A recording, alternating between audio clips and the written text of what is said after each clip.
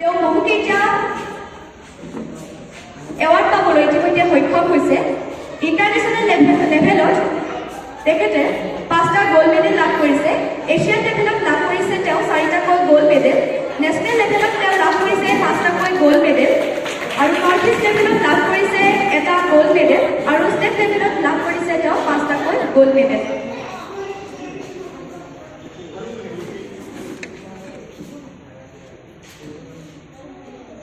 আৰু তেখেতক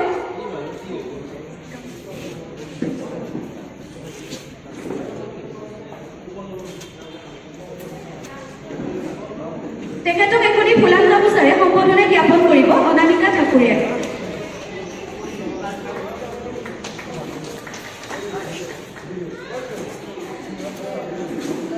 এখনি চেলেঞ্জ চাদৰেৰে তেখেতক সম্বৰ্ধনা জ্ঞাপন কৰিব কবিতা কলিতাই।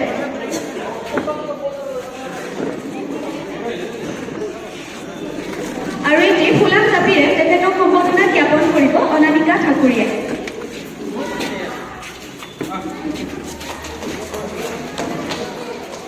আৰু তেখেতক আজিৰ বিশেষ বঁটাটি প্ৰদান কৰিব বলেশ্বৰ ৰম্পীদেৱে।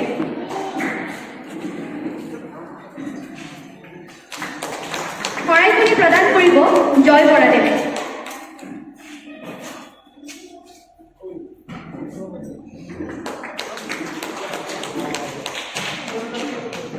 আৰু মানপত্ৰখনি প্ৰদান কৰিব ৰমেশ মানিদেৱে।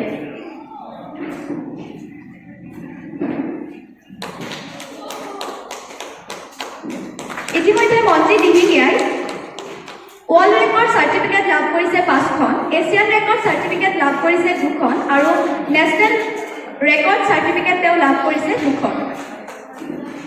তেওঁ এৱাৰ্ড লাভ কৰিছে ইণ্টাৰনেশ্যনেল এৱাৰ্ড 5টাকৈ, নেশ্যনেল এৱাৰ্ড 9টা আৰু ষ্টেট এৱাৰ্ড 2টা। গতিকে তেখেতৰ আগন্তুক জীৱনৰ বাবে আমি অশেষ শুভকামনা জ্ঞাপন কৰিছোঁ।